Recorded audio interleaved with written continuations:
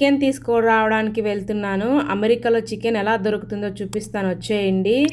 అదే ఇండియాలో అయితే చికెన్ షాప్కి పోయి మనకు నచ్చిన కోడి చూపించి కట్ చేయబోయా అంటే నీట్గా కట్ చేసి ఇస్తే ఇంటికి వచ్చి మంచిగా కారం పెట్టి వండుకొని తింటే అబ్బా ఉంటుంది, సూపర్ ఉంటుంది. కానీ ఏంటో ఈ నాన్ వెజ్ అలవాటు ఉండే వాళ్ళకి అమెరికా అస్సలు సెట్ కాదు. ఎందుకంటే ఇక్కడంతా ఇలా ఫ్రోజన్లో ప్యాకెట్లోనే దొరుకుతుంది అనమాట. చికెన్, మటన్ ఏది కావాలన్నా చూస్తున్నారా, ఇదంతా చికెన్ అనమాట. అప్పుడే చూపించిందంతా ప్రాన్స్ను, ఫిష్ అని. ఇది లెగ్ సపరేటు, థైస్ సపరేటు, ప్రతిదీ సపరేటే ఉంటుంది.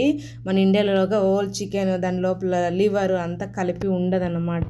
దీన్ని తీసుకొని పోయి మనమే కట్ చేసుకోవాలి చిన్న చిన్న ముక్కలుగా. ఇదంతా పెద్ద పెద్ద పీసులు ఉంటాయి. ఇదే అండి అసలైనది, చూస్తున్నారా. ఇది వచ్చేసి పోర్క్ అండ్ బీఫ్ అనమాట. ఇది టోటల్ ఒక సైడ్ అంతా.